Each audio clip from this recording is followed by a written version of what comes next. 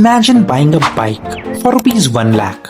You negotiate, you shake hands, deal पक्का करते हो और फिर अचानक सेलर आपके पास आता है और बोलता है कि भाई एक्चुअली अब ये बाइक आपको 3 लाख में मिलेगी।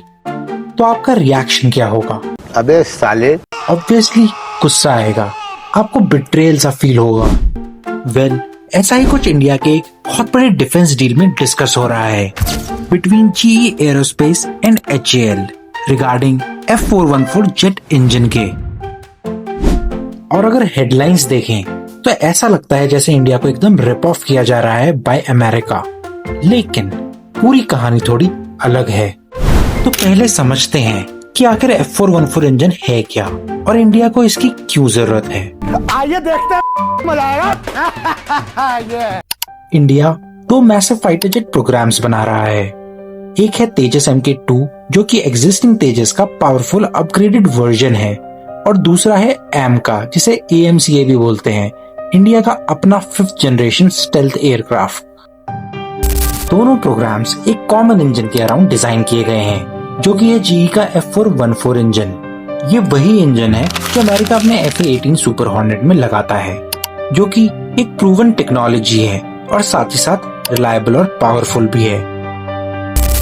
अब यहाँ पे एक कैच है, जब हम अपनी पूरी मशीन एक स्पेसिफिक इंजन के अराउंड डिजाइन कर देते हैं तो एयरफ्रेम का शेप, इंजन बे की साइज और सॉफ्टवेयर का इंटीग्रेशन, इन सबको स्विच करना प्रैक्टिकली बहुत मुश्किल हो जाता है, क्योंकि जेट को वापस डिजाइन करने में सालों लग जाएंगे, जिस कारण से और डिले होता जाएगा। और इंडिया की एयरफोर्स ऑलरेडी अपनी ऑथराइज्ड स्क्वाड्रन स्ट्रेंथ से कम पे चल रही है, तो कोई भी डिले अफोर्डेबल नहीं है इस समय पे। और ये सारी चीजें GE को पता है, HAL को भी पता है, सबको पता है। अरे क्या करूं मैं इसका? क्या करूं इसका? क्या करूं? मार भी नहीं सकता। अब हम सीधा चलते हैं 2023 में, जब ये डील अनाउंस हुई थी। इस डील के अकॉर्डिंग GE और HAL को मिलके इंडिया में ही F414 इंजन को मैन्युफैक्चर करना था। इस डील के अकॉर्डिंग इंडिया को जेट इंजन टेक्नोलॉजी ट्रांसफर होनी थी और साथ ही साथ 80% मैन्युफैक्चरिंग टेक्नोलॉजी इंडिया को मिलनी थी। अगर देखा जाए तो यह एक्चुअल में बहुत बड़ी डील थी। फाइटर जेट इंजन टेक्नोलॉजी दुनिया की सबसे टाइटली गार्डेड टेक्नोलॉजीज में से एक होती है। आज के डेट में सिर्फ अमेरिका, रशिया, UK, फ्रांस और चाइना के पास ही properly working indigenous fighter engine technology है, और इंडिया अभी तक उस क्लब में नहीं है।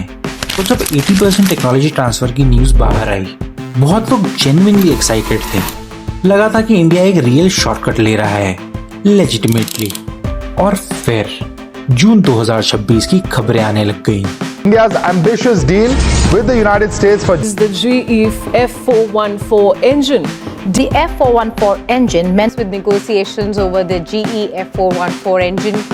इंडियन मीडिया की रिपोर्ट्स कहने लगी कि नेगोशिएशंस बैडली स्टॉल हो गई हैं, और उसका रीजन है प्राइस। पैसा ला। मीडिया रिपोर्ट्स के हिसाब से इनिशियल एस्टिमेट्स रफली 70 से 80 करोड़ पर इंजन के थे, और GE का लेटेस्ट प्रपोजल एलिजिडली 200 करोड़ से ऊपर है, यानी 3 गुना ज्यादा। दिन में पैसा डबल, 25 दिन में पैसा डबल। इस चीज का ऑब्वियस रिएक्शन क्या ही होना था। लोगों ने गुस्सा किया। सोशल मीडिया पे लोग बोल रहे थे कि GE इंडिया का फायदा उठा रहा है, हमारी डिपेंडेंस को मोनेटाइज कर रहा है। लेकिन यहाँ पे एक और चीज थी, और ये वो पार्ट है जो ज्यादा हेडलाइंस में नहीं आया। ये जो नंबर्स हैं ये एक्चुअली डिफरेंट चीजें कंपेयर कर रहे थे। मैं आपको ये चीज एक सिंपल एग्जांपल से समझाता हूँ। मान लीजिए अगर मैं आपको एक कार बेच रहा हूँ तो उस कार की एक प्राइस होगी, राइट? लेकिन अगर मैं आपको बोलूं कि इस कार को मैन्युफैक्चर कैसे करते हैं ये भी मैं आपको बताऊंगा, और साथ ही साथ फैक्ट्री कैसे सेटअप करते हैं, सॉफ्टवेयर कैसे बनाते हैं, क्वालिटी कंट्रोल कैसे करते हैं, तो ऑब्वियसली उस डील की प्राइस अलग होगी। यही प्रॉब्लम है इस कंट्रोवर्सी में। GE यहाँ पे सिर्फ इंजन्स नहीं बेच रहा, वो यहाँ पे मैन्युफैक्चरिंग नॉलेज बेच रहा है।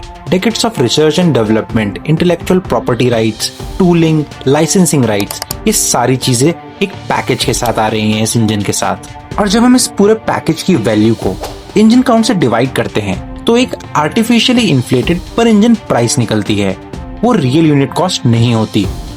कुछ रिपोर्ट्स के अकॉर्डिंग एक्चुअल डील वैल्यू रफली $1 बिलियन से $1.5 बिलियन हो गई थी, यानी 50% इंक्रीज।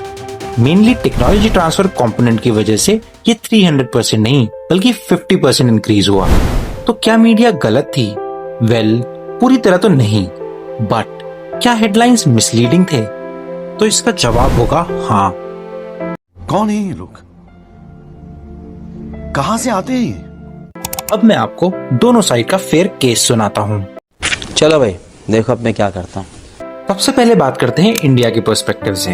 जब हम ऑलरेडी एक इंजन पे लॉक्ड हैं और सप्लायर जानता है कि हम स्विच नहीं कर सकते, तो उनका लेवरेज नेचुरली बढ़ जाता है। और जब हमें पता है कि तेजस MK1A में लगने वाली F404 इंजन ऑलरेडी डिलीवर करने से डिलेड है, यहाँ तक कि HAL ने पेनल्टीज इम्पोज कर रखी हैं, इतनी सारी चीजों को मद्देनजर रखें तो ऑब्वियसली ट्रस्ट ऑलरेडी डेंटेड दिखता है। फ्रस्ट्रेशन इंडिया की समझ में आती है। अब अगर GE के पर्सपेक्टिव से बात करें तो ये एक्चुअली एक एक्स्ट्राऑर्डिनरी ऑफर है। US इजीली 80% टेक्नोलॉजी ट्रांसफर किसी को भी नहीं देता। US गवर्नमेंट का ITAR यानी international traffic in arms regulations ये सारी चीजें कंट्रोल करता है कि क्या एक्सपोर्ट हो सकता है और क्या नहीं। और ये 80% टेक्नोलॉजी ट्रांसफर का अप्रूवल कोई मजाक नहीं है। आप खुद सोचो, अगर आपकी इंटरनेशनल प्रॉपर्टी राइट्स, आपकी डेकेड्स की नॉलेज कहीं शेयर हो रही है तो उसकी वैल्यू तो होगी ही। और वो ऐसी वैसी कोई टेक्नोलॉजी भी नहीं है, वो दुनिया की बेस्ट जेट इंजन टेक्नोलॉजी है।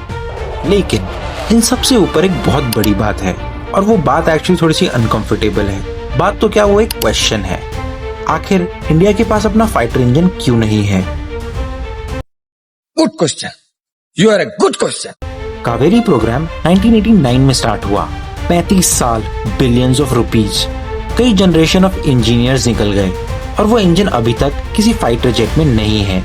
और उसका कारण है क्योंकि फाइटर इंजन्स जेन्युइनली दुनिया के मोस्ट कॉम्प्लेक्स इंजीनियरिंग प्रोडक्ट्स हैं। मैं आपको ये थोड़ा सा और अच्छे से समझाता हूँ।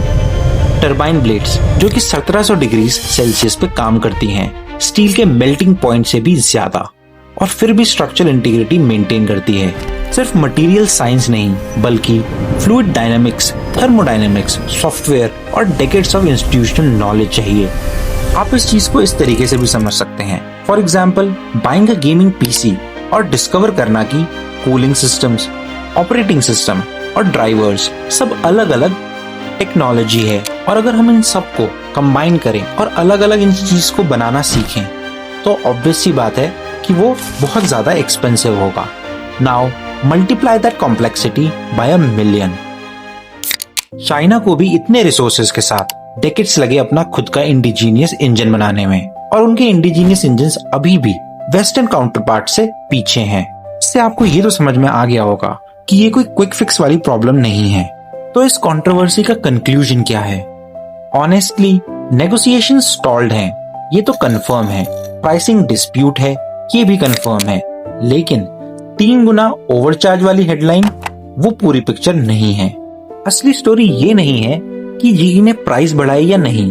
असली स्टोरी ये है कि इंडिया एक ऐसी पोजीशन में क्यों है जहां ये सवाल इतना क्रिटिकल है। इससे हमें ये भी समझ में आता है कि डिपेंडेंस खुद एक कॉस्ट है जो हर नेगोशिएशन में पे करनी पड़ती है, चाहे ऑफिशियली इनवॉइस में नजर आए या ना आए।